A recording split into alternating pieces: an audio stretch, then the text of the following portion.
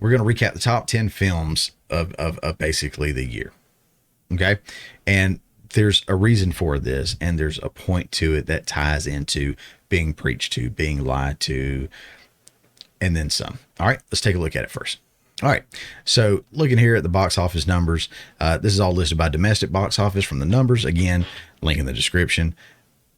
Spider-Man No Way Home obviously killed it. Shang-Chi, Venom, Black Widow, F9, Eternals, No Time to Die, Quiet Place Part 2, Ghostbusters Afterlife, and Free Guy rounded out the year in the top 10. So a few things about that. I got a spreadsheet here. It's kind of got a breakdown of what their expenses may have been for the budget, what the marketing may have looked like, and what their box office numbers were.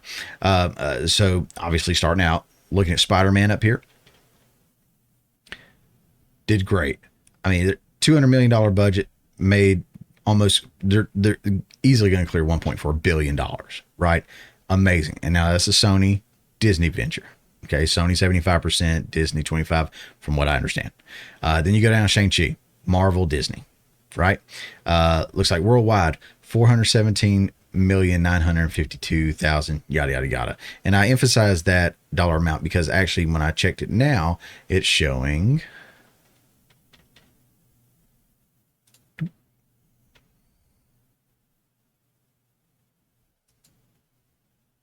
there we go. All right. Showing 417,919,000, which again, you look at that 919,000 compared to what we have here, 952,000. I got these numbers like a little while back.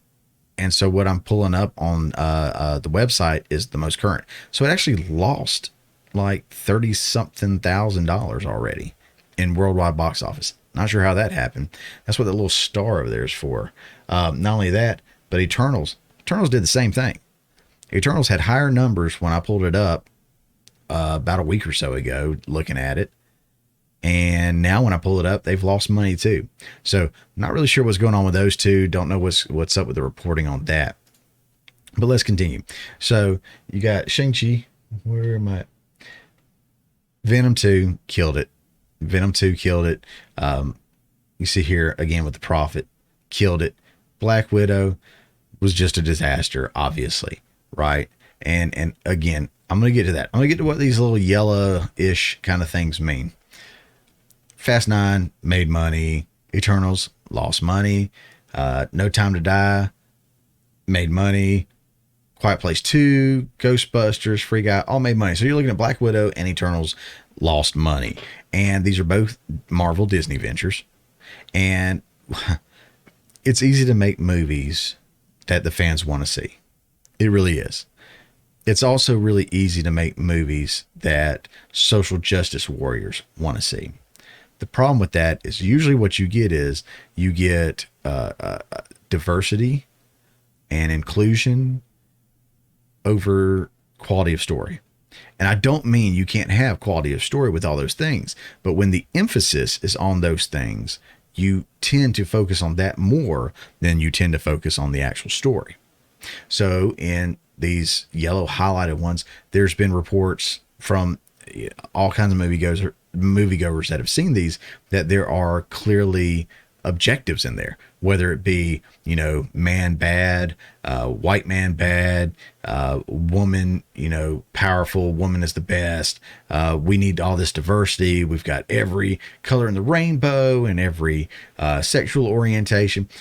That's the emphasis that they put on a lot of these. And there's the directors out there that have even said that specifically, that they put the emphasis on that. And you can see from the box office numbers for a lot of those, they didn't do too hot. Okay. And look, Shang-Chi made 117, call it 118 million is what we're looking at right now. That's okay. For a Disney Marvel movie to clear that, it's not as good as what they have seen in the past, obviously. And I know they blame a lot on the pandemic, but the pandemic's still going on for the most part. And look at Spider-Man. Spider-Man's gonna, with DVD sales or Blu-ray sales or whatnot, Spider-Man's gonna probably get to 2 billion. Okay, I mean, phenomenal numbers from Spider-Man. Now again, they gave the fans what they wanted. That was a Sony Disney venture together. Sony 75%, Disney 25%, from what I understand. Could be wrong on that. That's what I understand. So, rounding out these top 10, looking at profits, if you look at Marvel movies, which are known to be huge, ginormous blockbuster movies, they walked away with a profit, including the 25% from Spider-Man, of around $341 million. Don't get me wrong, I'd be happy with that. But for that studio to walk away with that after a year of what, 4+ films and then shows on, I'm not counting the shows obviously on Disney Plus, but you would want to bring more than that home for Disney. Okay. Sony, in just the top 10, Sony had, I think, 2 films is all I believe I count. Venom 2 and part of Spider-Man, right? 75% of Spider-Man. Ghostbusters was part of that too. $1.1 billion in profit. If these numbers are right, $1.1 billion in profit. Billion with a B. And the graph just kind of hurts your feelings even more for these Eternals and Black Widow. Okay. I know the idea is to make movies and, make a profit, but it doesn't actually kind of seem like it anymore for some of these studios and some of these films. I'm almost wondering if it's just a tax write-off that you had such a big loss trying to appease some fans. I don't know. Speaking of the fans, what do the fans think? Let's take a look over here at Rotten Tomatoes. Spider-Man, 94% by the critics, 98% audience. They loved it. Obviously, that shows. Shang-Chi, high ratings from the audience and the critics. I think it's just a turnout issue there. People seem to enjoy it, I guess. But maybe word of mouth wasn't good enough that people went to the theaters to actually watch it. Venom. The critics hated it. 58% rotten. And the audience loved it, 84%. I say loved it. 84% is pretty much loving it. Anywhere close between 80 and 100 obviously is loving it, I think. So audience enjoyed it, and it shows. Black Widow, the audience really liked it. Got certified fresh with 79%. Okay, so I don't know how Rotten Tomatoes works. I'm going to be transparent about that, okay? I quit using them a long time ago to judge whether I wanted to see something or not because I seem a little biased towards certain studios and films or actors. So I don't know how trustworthy this is, okay? Let's look at F9. 59%. But 82% audience. But then if you look over at the spreadsheet again, let me pop that up, see if I can. Pow. Look over at that. They did a lot worldwide, okay, internationally. It wasn't the biggest domestic box office, but internationally, those guys killed it. So there's still a lot of love for that franchise, obviously. Eternals, the critics didn't even like it. Now, I would imagine that early critics gave it a higher score. I would be interested to see that. And I'm sure there's some other shows, Geeks and Gamers, Critical Drinker, somebody like that's probably got screenshots of earlier reviews. I'm fairly certain that the critics probably loved it because usually what you get is such a huge disconnect between the critics and the audience. Okay. No Time to Die, great. Quiet Place, awesome. Ghostbusters, again, audience seemed to really, really like this movie, and the critics were not so excited about it. And then Free Guy was pretty good. So not too much of a disconnect here, but a lot of times what we're seeing is a lot of the critics that are shilling for the big studios and stuff, they're giving scores really, really low for films that do really, really well, and the opposite is true as well, giving really high scores to stuff that just bomb at the box office. So not too much of a disconnect here in these, but you see that what critics are looking for and what certain people on Twitter are looking for is different than what the moviegoers themselves are looking for. And I think the overall box office numbers, profit and loss, and really shows that. Okay. And that's your top 10. So that's top 10 for the year with some of them having losses.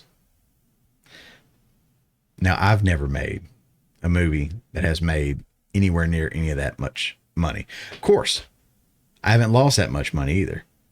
If we're looking at Black Widow, what, $24,525,821. I definitely have not made a movie that has lost that much money. So, doing good. All right, let's continue.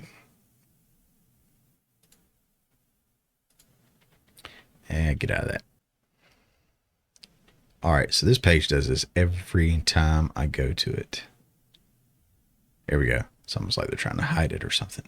All right, so Marvel's Kevin Feige talks diversity in MCU Phase 4 and beyond.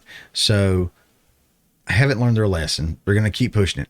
Again, don't get me wrong. I think it's great to have the diversity, but I think it's great when it's natural, when it's part of the story and it comes about and it's not forced. A lot of this stuff is forced. Okay. Let's take a look over here.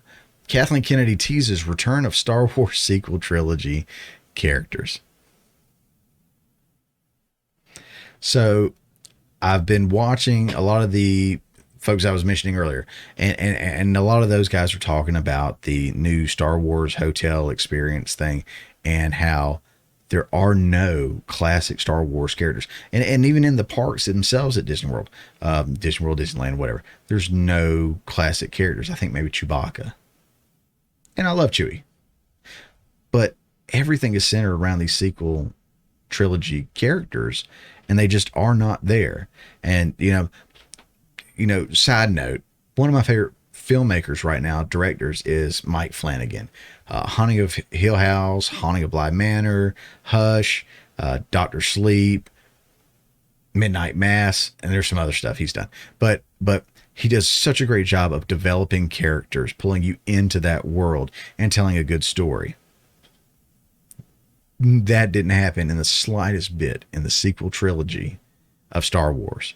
But yet those characters who have not really been developed are being pushed out there again. So I'd say it's been a hard year for these guys to have to learn their lesson, and clearly they haven't. Hey guys, thanks for checking out this clip from the Morning Mayhem. Remember, this is just a portion of the full show that comes out every Friday morning at 10 a.m. Eastern Time. If you hadn't already, don't forget to subscribe so you don't miss out on any of the full shows or these tasty little nuggets.